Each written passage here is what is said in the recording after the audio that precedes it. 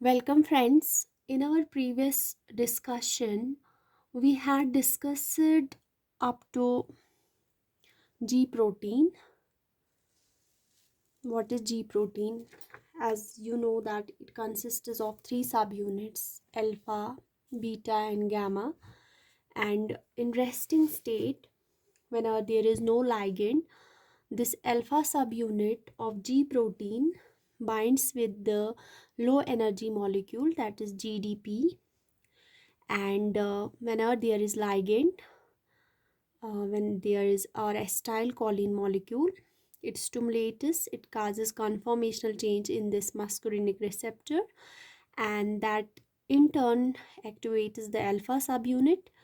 And whenever alpha subunit gets activated, it binds with high energy molecule, that is GTP. ये GTP के साथ खुद combine हो जाता है. And not only that, it also dissociates from other two subunits, that's beta and gamma subunit. यहाँ तक हमने डिस्कस किया था. अब जो है ये एक्टिवेट है, तो इसको किसी और चीज़ को इफ़ेक्ट करना होगा, कुछ ऐसा करना होगा कि जिससे फंक्शन, जो हमारे लाइगेंड का मोटिव है, वो पूरा हो जाए.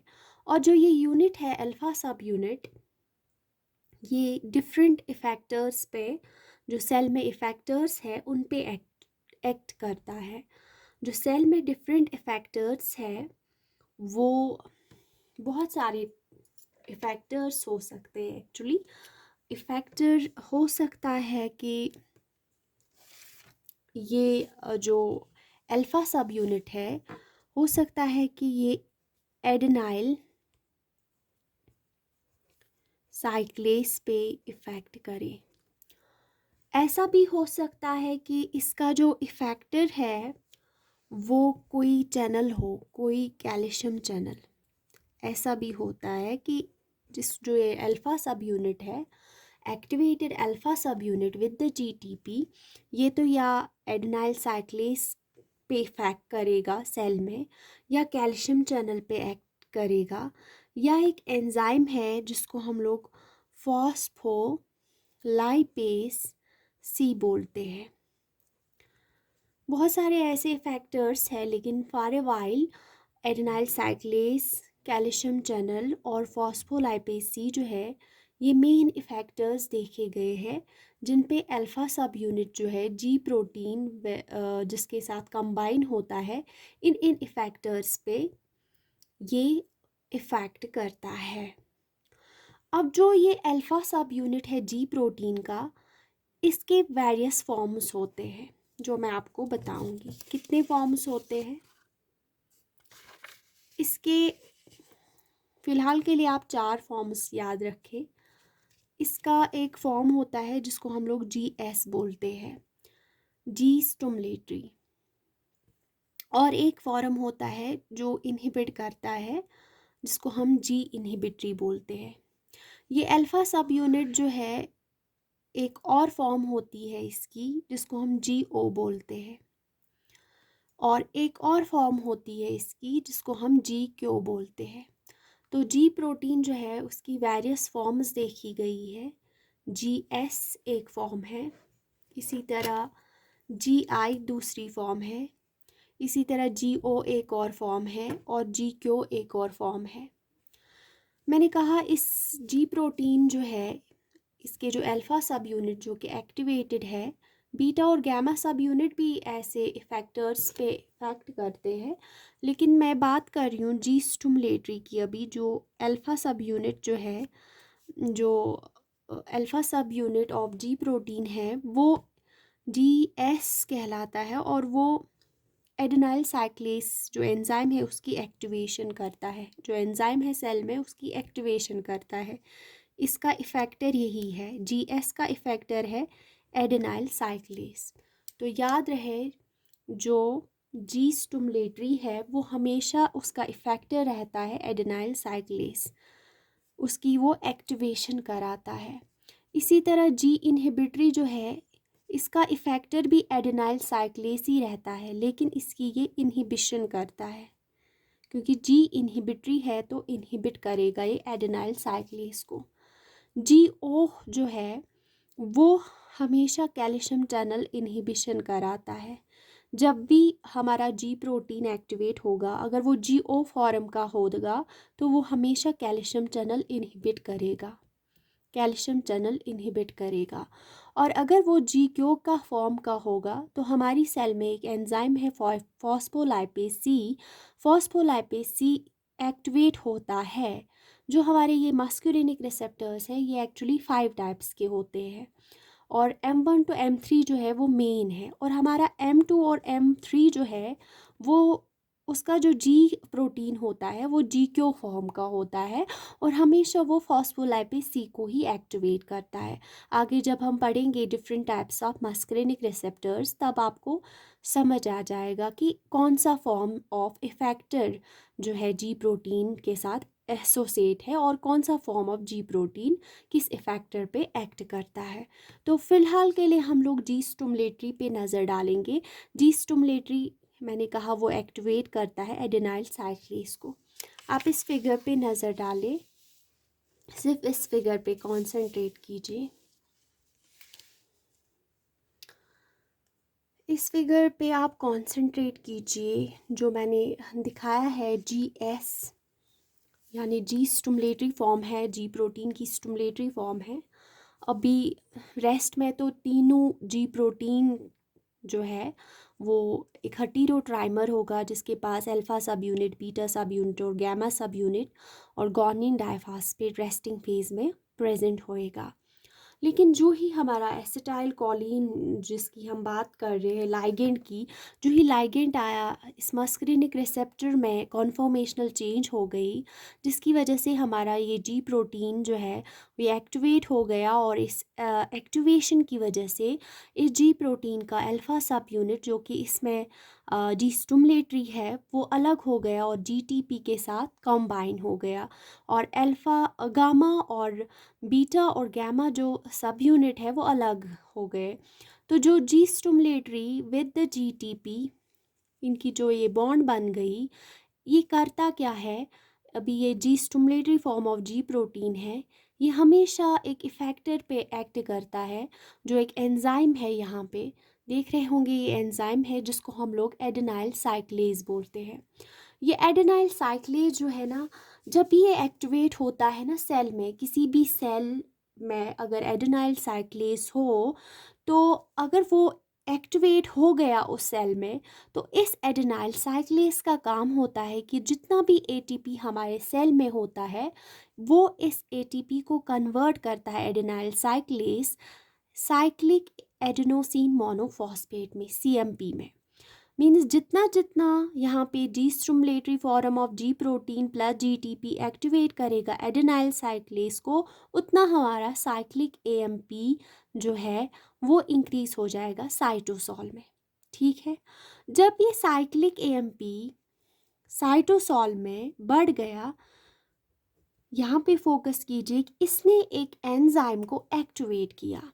ये एंजाइम जो है यही फिजियोलॉजिकल प्रोसेसेस के लिए रेस्पॉन्सिबल है, और ये एंजाइम जो है, इस एंजाइम का नाम जो है वो है प्रोटीन काइनेस।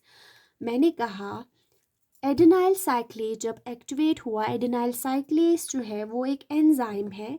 जब हमारी जी स्टिमुलेटरी विद जीटीपी हमारे इस प्रोटीन ने एक्टिवेट किया, ये खुद एक्टिवेटेड था, हो गया रिसेप्टर की वजह से जिससे लाइगेंड बाइंड हुआ है, जितना ये एक्टिवेट हो गया तो एटीपी हमारा जितना भी सेल में था वो कन्वर्ट हो गया साइक्लिक एएमपी में।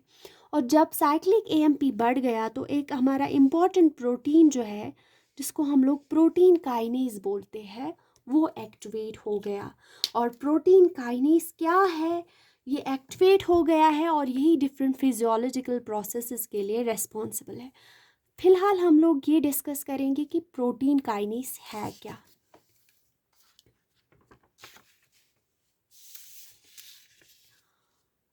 फोकस कीजिए यहाँ पे। प्रोटीन काइनेज इज नथिंग और प्रोटीन काइनेस डिफरेंट काइनेसिस होते हैं, लेकिन इसमें हम लोग प्रोटीन काइनेस ए की बात करेंगे जो कि CAMP यानी साइक्लिक एडेनोसिन मोनोफॉस्फेट की वजह से एक्टिवेट हुआ है। Protein kinase A also known as cyclic AMP dependent protein kinase, इसको हम लोग cyclic AMP dependent protein kinase कहते हैं, क्योंकि जब साइक्लिक AMP प्रेजेंट होता है सेल में तभी ये एक्टिवेट होता है, इसलिए इसको cyclic AMP dependent protein kinase बोलते हैं।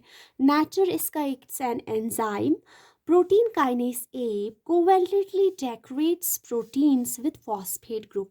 अब जो ये प्रोटीन काइनेस ए है, इसका फंक्शन है कि ये प्रोटीन्स को डेकोरेट करता है विद द फॉस्फेट ग्रुप। जितने भी प्रोटीन्स हैं उनको ये फॉस्फेट ग्रुप फॉस्फोराइलेशन करता है, फॉस्फेट ग्रुप ऐड करता है, इसका काम ही है फॉस्फोराइलेशन करना। The unique characteristic of protein kinase A is that it's activity is regulated by fluctuating levels of cyclic AMP। मैंने कहा जितना साइक्लिक AMP ज़्यादा होगा उतनी इसकी फंक्शन अच्छी होगी within cells. Our protein kinase A is ultimately responsible for essentially all the cellular responses due to cyclic AMP dependence secondary messenger। जो cyclic AMP है ना, इसको हम लोग सेकेंडरी मैसेंजर बोलते हैं। प्राइमरी मैसेंजर हमारा लाइगेंड रहता है और जो सेकेंडरी मैसेंजर है वो यही CAMP रहता है, क्योंकि इसी की फ्लक्चुएटिंग लेवल्स की वजह से डिसाइड होता है कि प्रोटीन काइनेस एक्टिवेट होगा कि नहीं। जब ही प्रोटीन काइनेस ए एक्टिवेट होगा तभी फॉस्फोराइलेशन होगी और तभी डिफरेंट सेल्यूलर रेस्पॉन्सेज जो सेल के फिजियोलॉजिकल प्रोसेसेस है वो होंगे। प्रोटीन काइनेस ए जो है ये 2 यूनिट्स का बना होता है। इसके पास कैटालिटिक सब यूनिट है और इसके पास एक यूनिट रेगुलेटरी सब यूनिट होता है। प्रोटीन काइनेस ए 2 यूनिट्स का बना होता है, एक को हम कैटालिटिक सब यूनिट बोलते हैं, एक को हम रेगुलेटरी सब यूनिट बोलते हैं। नज़र डालिए आप कैटालिटिक सब यूनिट पे। कैटालिटिक सब यूनिट जो है इसमें 3 भाग होते हैं, 3 पार्ट्स होते हैं। एक ATP बाइंडिंग पार्ट होता है, क्योंकि इसी से फास्फेट ग्रुप प्रोवाइड करेगा, क्योंकि ये प्रोटीन काइनेस ए जो है मैंने कहा ना ये डेकोरेट करता है, फॉस्फोराइलेशन करता है, इसको फॉस्फेट प्रोवाइड करता है प्रोटीन्स को, जिसकी वजह से प्रोसेसेस होती है। तो ATP इसको फास्फेट देगा, यहाँ पे सबस्ट्रेट बाइंड हो जाएगा, यानी जिसकी फॉस्फोराइलेशन जिस प्रोटीन की फॉस्फोराइलेशन करनी है ये यहाँ पे बाइंड होगा वो प्रोटीन, ठीक है। तो सबस्ट्रेट के लिए बाइंडिंग होती है। और इसका एक यूनिट और एक होता है जिसको रेगुलेटरी यूनिट बोलते हैं, वो इस कैटालिटिक सब यूनिट के साथ बाइंड होता है यहाँ पे, इसलिए इसको रेगुलेटरी सब यूनिट बाइंडिंग यहाँ पे होती है, ठीक है। ये एक भाग होता है प्रोटीन काइनेस ए का जिसको हम कैटालिटिक सब यूनिट बोलते हैं। दूसरा भाग जो है वो है रेगुलेटरी सब यूनिट। इसमें कैटालिटिक यूनिट के लिए, जहाँ पे कैटालिटिक यूनिट जो ये वाला कैटालिटिक यूनिट जो है ये रहता है, ठीक है, यहाँ पे रेगुलेटरी यूनिट और कैटालिटिक यूनिट बाइंड हो जाते हैं। और एक यूनिट होता है ऑटो इनहिबिटरी स्विच ऑन और ऑफ हो जाता है कि प्रोसेसेस कौन से करिए, सीडो सबस्ट्रेट मानिए आप, किसको बाइंड करना है और किसको नहीं। और यहाँ पे CAMP बाइंडिंग जो साइक्लिक AMP है, क्योंकि इसमें भी फॉस्फेट होता है, साइक्लिक एडेनोसिन मोनोफॉस्फेट, तो यहाँ पे वो बाइंड हो जाते हैं और हमें फॉस्फेट मिलता है। ध्यान रहे क्या हो जाता है सेल में, जब CAMP डिक्रीज़ हो जाता है, डिक्रीज़ होता है हमारी सेल में, तो कैटालिटिक सब यूनिट जो है ये वाला सब यूनिट बाउंड होता है रेगुलेटरी सब यूनिट के साथ, ठीक है। लेकिन दोनों इनएक्टिव होते हैं, बाउंड तो रहते हैं लेकिन इनएक्टिव होते हैं।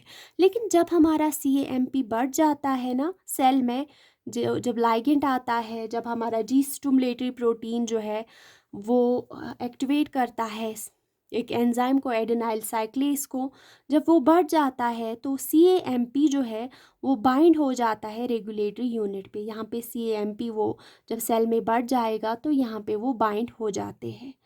जब ये CAMP यहाँ पे बाइंड हो जाता है तो जो कैटालिटिक सब यूनिट है, ये पूरा सब यूनिट अनलीश हो जाता, अलग हो जाता है। जब यहाँ पे CAMP बाइंड हो जाते हैं तो ये कैटालिटिक सब यूनिट अलग हो जाता है। तो free catalytic subunits are active and begin to phosphorylate target, और यही टारगेट को फॉस्फोराइलेट करते हैं। कौन? फ्री सब यूनिट्स, फ्री कैटालिटिक सब यूनिट्स, क्योंकि इनके पास सबस्ट्रेट यहाँ पे बाइंड हो जाता है। और इस तरह से जब प्रोटीन काइनेज ए जो है ये फॉस्फोराइलेशन करता है डिफरेंट एंजाइम्स की सेल में, जैसे हमारा एक एंजाइम होता है सेल में जिसको हम लोग, यहाँ पे मैं ऐसे बताऊंगी कि हमारे सेल में एक एंजाइम होता है फॉस्फोराइलेस, फॉस्फोराइलेस काइनेस। इसकी फॉस्फोराइलेशन जब होती है ना, तो ये फॉस्फोराइलेटेड जब होता है तो एक एंजाइम और है जिसको हम ग्लाइकोजन फॉस्फोराइलेज बोलते हैं। जब ग्लाइकोजन फॉस्फोराइलेट होता है, फॉस्फोराइलेस काइनेज जो कि फॉस्फोराइलेटेड होता है, उसकी वजह से ग्लाइकोजन ब्रेक डाउन होता है। जब ग्लाइकोजन ब्रेक डाउन होएगा तो आपको पता है कि सेल को एनर्जी मिलेगी, वहाँ पे ग्लूकोज ब्रेक डाउन हो, ग्लूकोज में कन्वर्ट हो जाएगा और सेल को एनर्जी मिलेगी, ग्लाइकोलिसिस एंड ऑल दैट। इसी तरह जो प्रोटीन काइनेस ए है ना, हार्ट में क्या करता है प्रोटीन काइनेस ए, जब ये इसका कैटालिटिक यूनिट एक्टिव हो जाता है तो कैल्शियम चैनल्स जो है वो ओपन करता है हार्ट में। जब कैल्शियम चैनल ओपन हो जाएगी तो हार्ट एक्टिवेट हो जाएगा, हार्ट में कॉन्ट्रैक्टिलिटी इंक्रीज हो जाएगी। इसी तरह जो हमारा गट है, ये कैटालिटिक सब यूनिट जब CAMP बढ़ जाता है, कैटालिटिक सब यूनिट अलग हो जाता है, ये फॉस्फोराइलेशन करता है डिफरेंट टारगेट्स की, तो इंटेस्टाइन्स में ये क्लोराइड की कॉन्सेंट्रेशन इंक्रीज करा सकता है इन इंटेस्टाइन्स में, ठीक है। तो जब chloride concentration, water concentration we can say, ये बढ़ाता है इंटेस्टाइन्स में। तो इस तरह से डिफरेंट फिजियोलॉजिकल प्रोसेसेस के लिए रेस्पॉन्सिबल है। ये प्रोटीन काइनेज ए ही है जो कि एक्टिवेट हो जाता है असल में इस एडेनाइल साइक्लेस एंजाइम की वजह से, और इसको एक्टिवेट करने वाला G-स्टिमुलेटरी विद GTP होता है। ये था सिर्फ GS फॉर्म ऑफ GTP। अगले वीडियो लेक्चर में हम लोग GQ, GO और GI के बारे में पढ़ेंगे। Thank you.